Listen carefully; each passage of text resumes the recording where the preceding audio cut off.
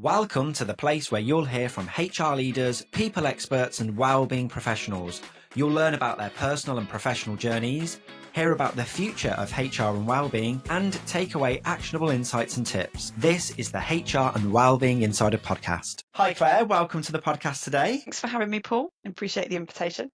No worries, really good to have you here. And today we're going to talk all about your experience and hints and tips. And I think to start off with, it'd be really good to understand what inspired you to take up the role of Head of Health and Wellbeing, and how did you get to where you are today? Wow, start with the big questions. Yes. Well, it wasn't planned. I think we'll start there. Okay. My background is a generalist HR. So I've spent 20 years, I stopped counting at that point, 20 years in the field of generalist HR in a number of different sectors. I've always been really curious about people and the decisions they make and why they do what they do. And I think that is intrinsically linked in terms of doing human resources. You know, you get involved in the good, the bad, and the ugly in terms of the processes. So to be naturally curious is quite a good skill to have. And I think it was, I mean, I don't like using the word anymore, but I think it was the pandemic that kind of created this opportunity within the organisation, because it was felt that to have it as a kind of, I suppose, add-on to a function, so it's usually an add-on to HR or an add-on to health and safety, we needed something dedicated and focused to kind of really focus on driving that agenda forward. We had various bits and pieces in the organisation, but it was about bringing it together and making it more holistic. So I had been championing and kind of pushing for mental health first aiders and a bit more of a focus around kind of the mental health agenda for a few years prior to that, based on some kind of personal experience. So it was amazing when the opportunity came up, and I just thought, well, it's an extension to what I already do, and I'm really passionate. And how often do we get to do something for work that genuinely aligns with our values? So I think that was what spurred me into kind of applying for it. And kind of, I suppose, the rest of it's history, really. I'm here. I don't have a psychology degree, or like some of my peers, I haven't come into it through that route. It's lived experience and genuine passion that's kind of brought me to this. Yeah, I love that. I think that lived experience, personal experience is really important. And actually, in terms of the role, do you think having health and wellbeing as a dedicated role is the way forward? Because I see in the market lots of different organizations still have sort of, head of people, culture, and wellbeing as almost one title. Do you think having a dedicated function, agenda, and role for health wellbeing is where it should be, or where we're going? I think it depends on the type and size of organisation you are. So if you're a large organisation, which we are, I think if you can have a dedicated role, it's only going to benefit the thought processes you go through. So otherwise, the thing that's screaming the most gets the most attention, and it needs constant focus. So I think if it's an add-on, if it's a really small business, then having it as part of a role is fine, because you can integrate it in terms of what you're doing around kind of, to your example, culture and people, etc. But when you get into the larger side of organizations, I think you need that focus. I think you need someone who is going to hold you to account in terms of the wellbeing aspect. So working with the people function, working with health and safety, working with leaders to kind of hold the mirror up and go, well, actually, if we do this and this, it's going to have a major impact over here. And actually, the data's telling us this. Have we thought about it in this particular part of the business? So I think it just makes things more robust to have that focus. But again, it depends on budgets and size of organisation for it to really be beneficial. Yeah, and I do agree, because actually, if you've got a business with 10 people, I think having a head of HR, people, and wellbeing is totally fine. But when you've got thousands of employees, having that dedicated focus is important. And you touched on personal experience. In terms of your thought process, philosophy on wellbeing and health and wellbeing and workplace wellbeing, is there any sort of key personal or workplace experience that sort of really gave you that passion and process? Yeah, but I wasn't really aware of it at the time. So, and it's personal and professional. So if I go back, we won't say how far, if I go back to the age of 17, I had a profound personal experience. I lost my granddad, and I was there when it happened. And at that age, it's where do you go? How do you talk to this individual? Had kind of taken up the space of father kind of in my world. And I think that was, as I said, it wasn't a conscious impact at that point, but I think the way in which that bereavement was handled by the workplace, I think that shaped some of my thinking, and I think that shaped kind of what I wanted to do, albeit I didn't kind of overtly go, well, because of that, I'm now going to do this. But there was subconsciously, I chose to go to university to do business and human resource management. All these little decisions that I made, I think were intrinsically linked back to that personal experience. They decided, and hopefully a lot of organizations have moved on in terms of policy, but policies decided who you were classed as immediate relatives, how long you got off, how you were treated. And I think I I think being told by my employer at that point in time that I needed to take it as sick leave, I think that had an impact. And I think it's only as I've grown up and kind of experienced the wider world that I've realised actually that was the bit, that, and then the 2-3 years after that where I struggled, that shaped my thinking. Really powerful. And that Yeah. sort of place of companies using policy and process to drive those decisions, I feel like we're moving away from that, certainly moving in the right direction. And it's important to have policy and process there. Are you seeing something similar in the market? Yeah, absolutely. There's so much. And I think when you're in a certain space, the algorithms and everything seems to find you. You're inundated with what people are doing in this space. And there are a lot of organizations that are kind of doing away with that, with defining who your immediate kind of relative are. We need to remember that, society's moved on. It's, who brings us up has changed. It could be our auntie, it could be our uncle, it doesn't necessarily need to be that immediate biological kind of mother father type. The family structure has changed, so how we're impacted by kind of bereavement has changed as well, and we need as employers to reflect kind of society. And I think definitely seeing a lot of that where people are moving away from offering kind of, I suppose, the core basic, legally this is what we must offer, and they're going, actually it's okay to do more. It's okay to actually define ourselves, what we want to do to look after our people, and lead with compassion and empathy, and realize that we're not all the same. We're all individuals and we're all going to be impacted very differently. So we need to account for that in how we support people. Yeah. I think it's all about being open, honest, transparent, and actually people bring more of themselves to work nowadays. And I've seen that over the last sort of 15 years or so. And people more open and honest and talking about their home life and how it impacts work-life balance, etc. Particularly since COVID, I think when people reevaluated life Oh yes. and not just work. And actually, that leads me into well-being. And how do you define strategic well-being? Because in the market, we hear the words strategic and well-being put together quite a lot. But it'd be interesting to know in your role and from your experiences what you think of that. Phrase strategic well-being. For me, it's about having a comprehensive, and there are some keywords, and I don't like using the buzzwords because it's got to mean something to people, and people have got to understand what it is you're trying to do.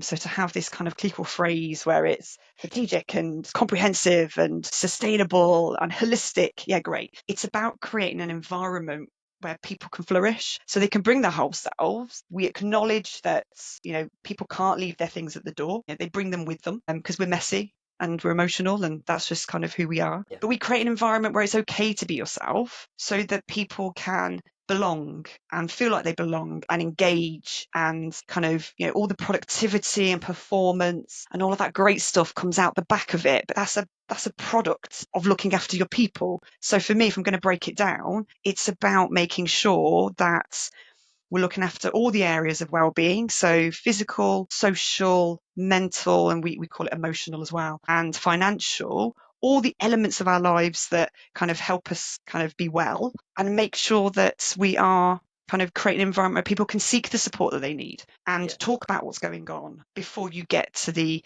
kind of typical, I'm in a performance process or I'm in an absence management process or something formal is happening and I feel like I now need to tell you. Actually, let's remove a lot of that, remove all the barriers to being yourself, and kind of make it make work good for us, because it's supposed to be good for us, isn't it? It's supposed to be something that gives us routine and purpose.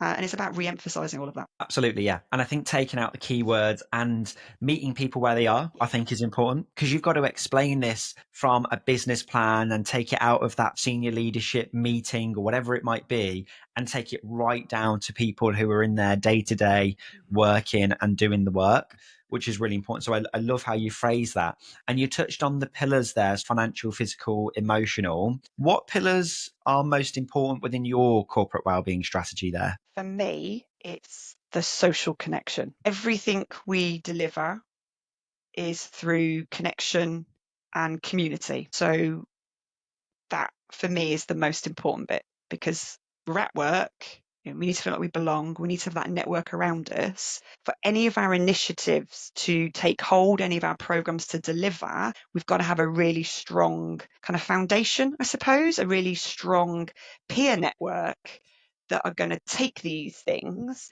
and find the benefit and roll with them, engage with them and participate. So for me, everything is driven through through that social connection piece. So the social health piece, and talk. Actually, we're going to talk about how we feel and what may be going on and seek some support, but actually it's about being together. And it's creating environments where people be together. We'll do walk and talks, but actually it's about coming together.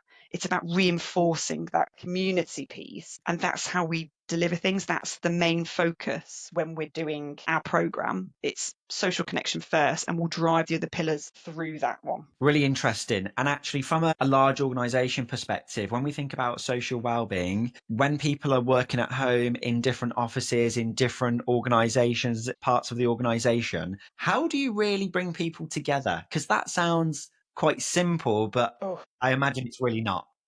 it's really difficult. So I'm now wondering why we drive it through that. So we have a number of warehouses. So we have a number of sites, physical locations. So that's actually probably that's the easiest one to do, isn't it? You can advertise what's going to happen and people can come along. But we always engage with our remote and hybrid workers that we're all attached to a site. So for me, whilst I may be a remote field-based worker, I'm attached to my nearest site, which is our kind of Midlands Nuneaton site. So I will be aware of what's happening in Nuneaton, and I get invited to kind of join in with what's happening.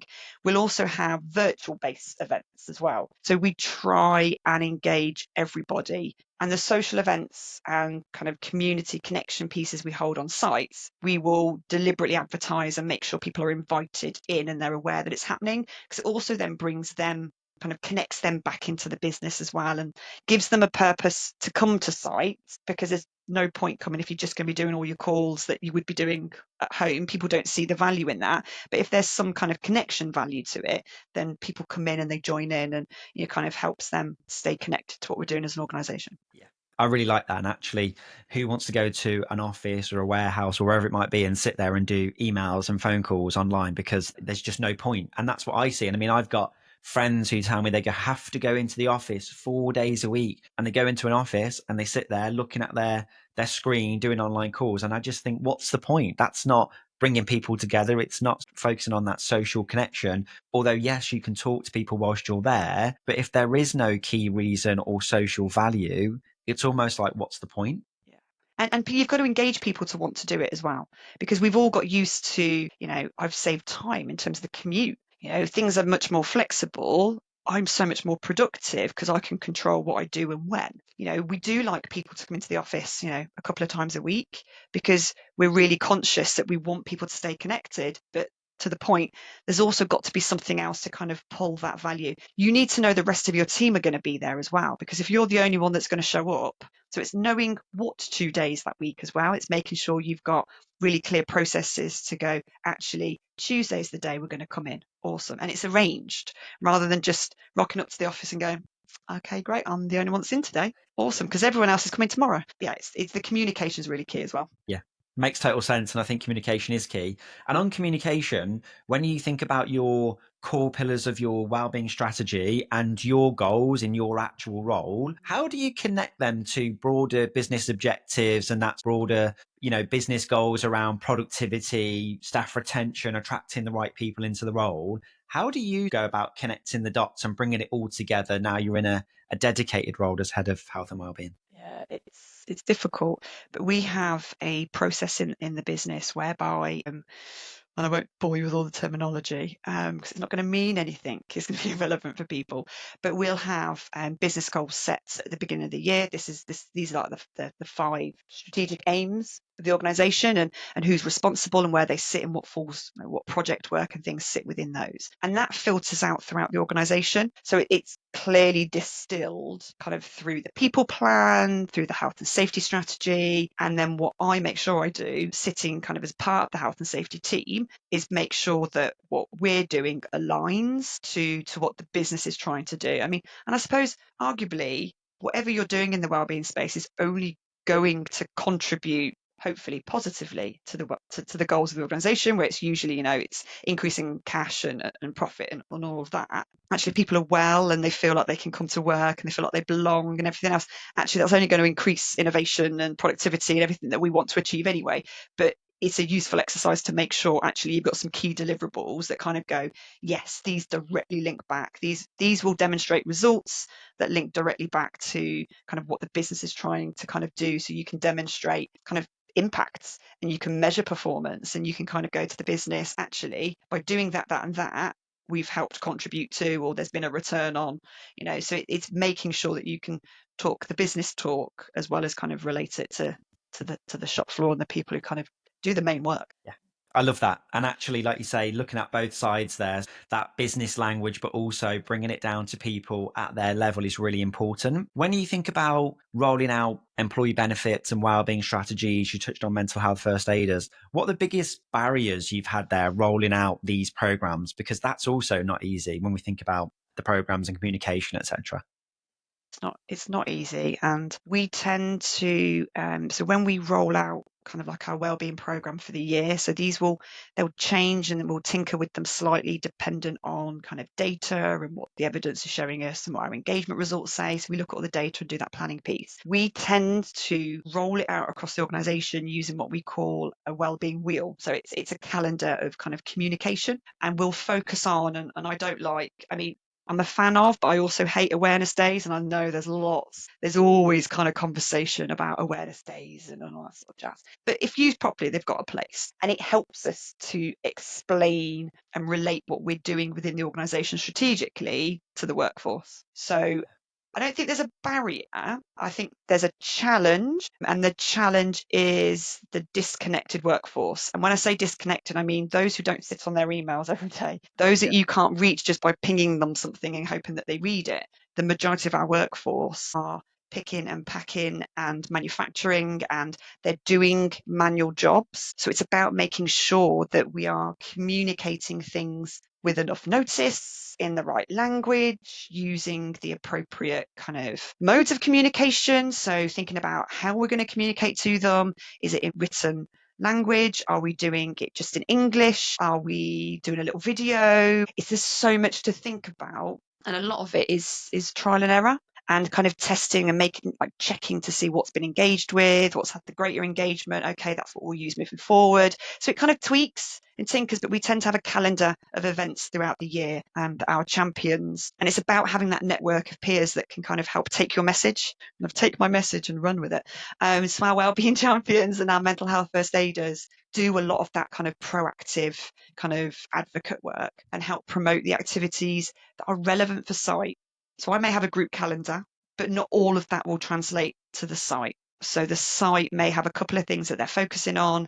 The main information and things they take from me will be linked to what they're working on, because every site looks and feels different as well. So it's about taking it and personalizing it to the site. So yeah, it's making sure that to use the word you used earlier, meet people where they are. Absolutely, yeah. And it sounds like It's a lot like of there's a hell work. of a lot there's a hell of a lot that goes into it, right? And Yeah. like you said, how, why, what, the different modes, engaging your champions. In terms of that disconnected workforce, these people who are on the line, on the shop floor working, is there any particular technology or benefit that you've used that actually works really well in sort of getting these people engaged and making them aware of what's going on and why things are happening? Yeah, so a lot of it is linked back to the way we work as an organisation. So we have what's called a comms cell.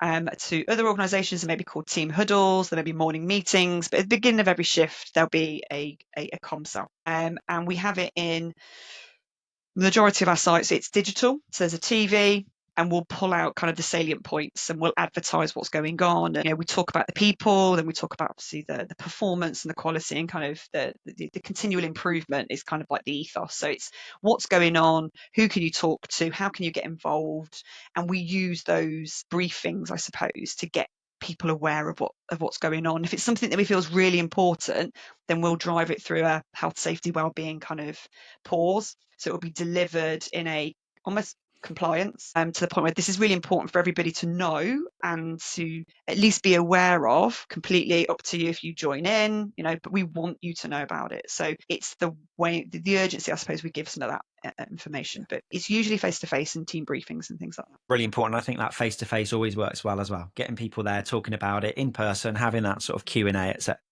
It's about keeping it simple as much as possible, because if we overcomplicate it, that puts another barrier in the way. We've got a multi-generational workforce. It's an aging workforce. Actually, a lot of them don't want to faff about with their phones. And on some of our sites, because of the customers we work with, you can't take your phone into the warehouse with you. It stays in your locker. So the use of apps, apps have a place, but it's not, for the majority of our workforce, it's not going to provide the answers. So it's about actually what works, what's part of our common business process, and inserting it into that. Yeah, really key. And I think that's understanding your own workforce, your own business, and actually what you can and can't do.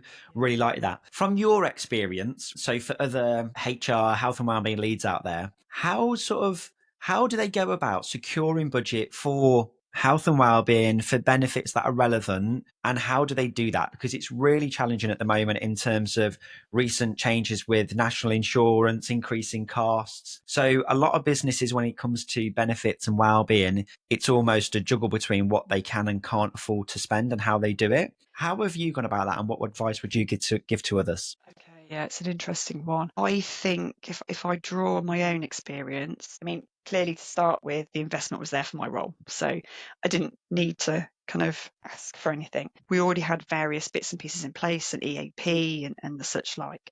But I have had to secure funding since being in my role. And a lot of that has been done based on being really clear about what's the problem, what are you trying to solve, and having the data there to kind of back that up.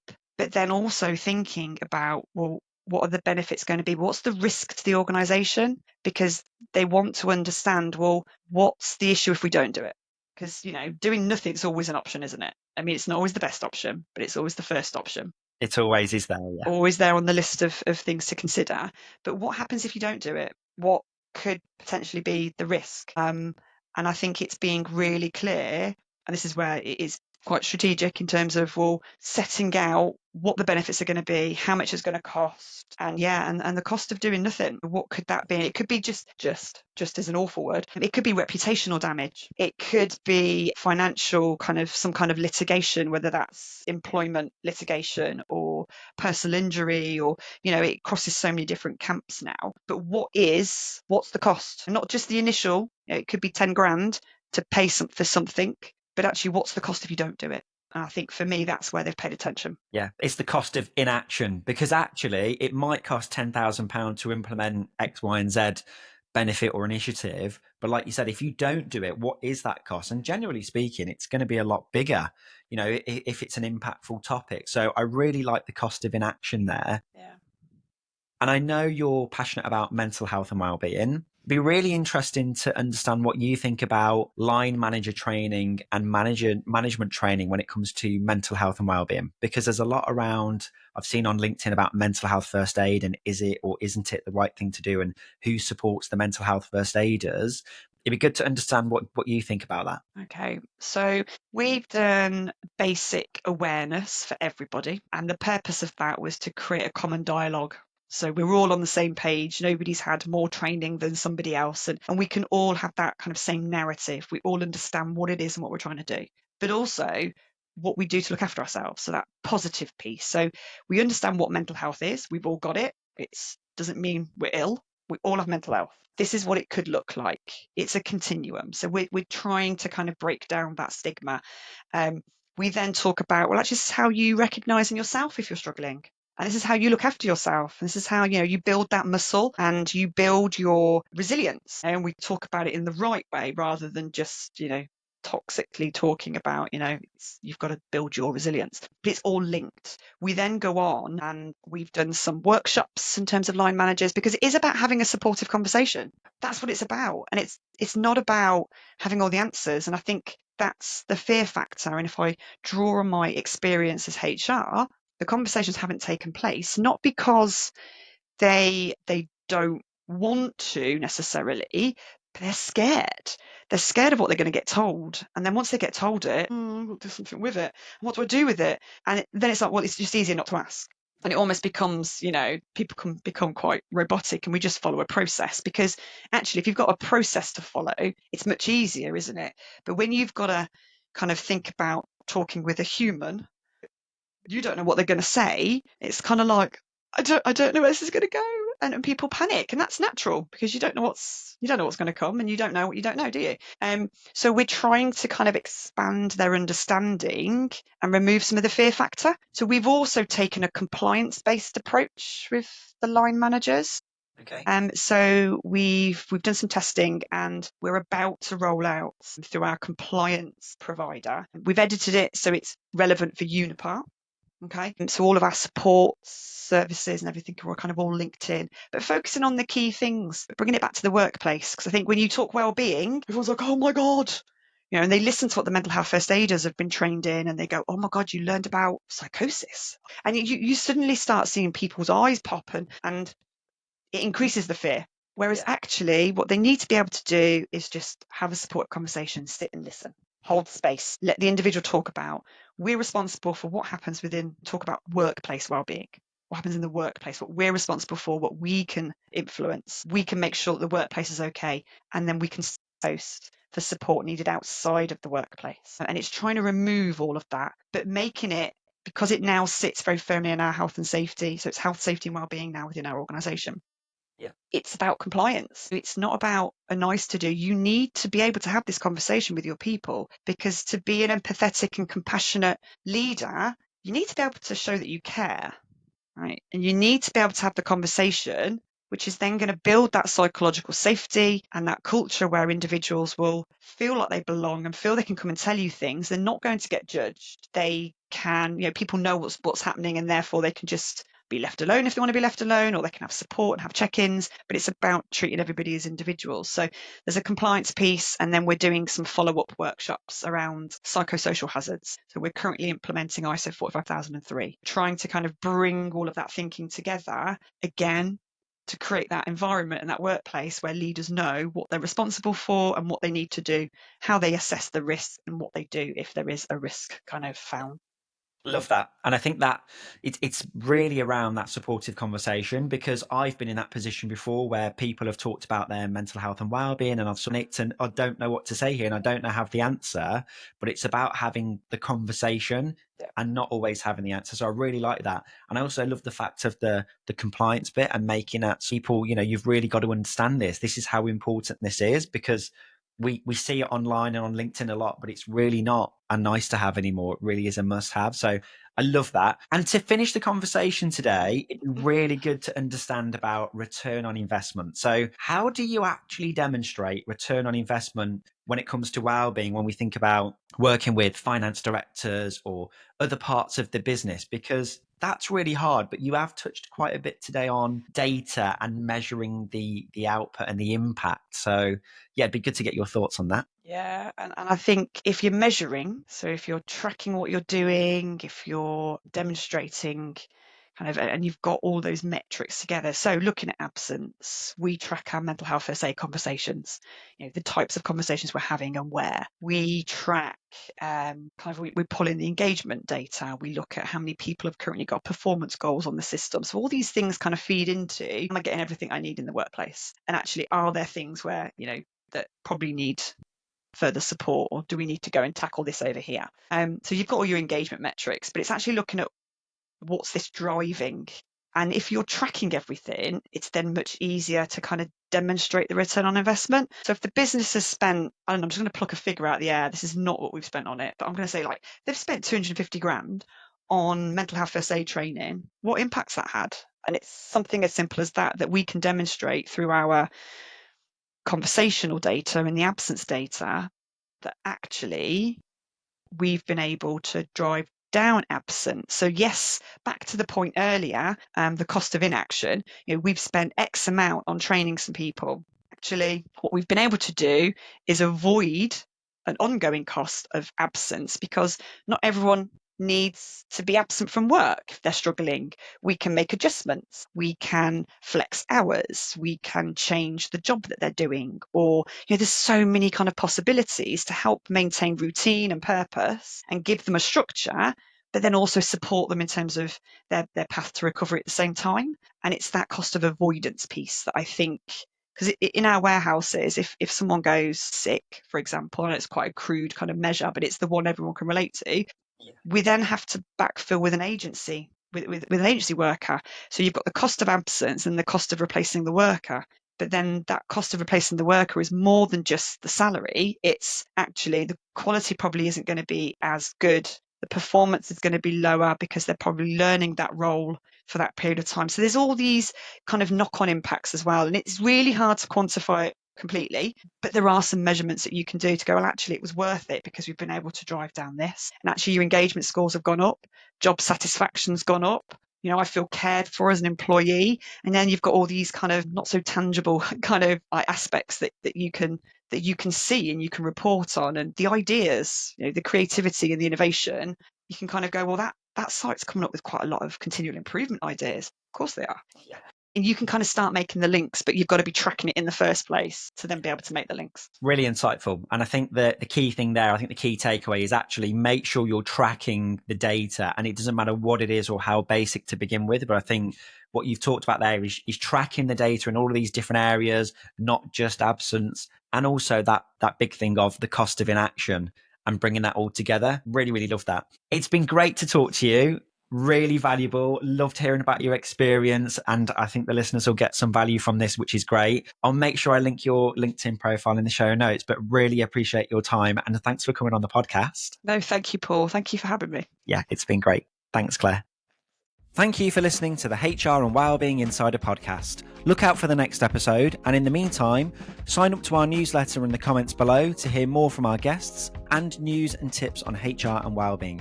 See you in the next episode.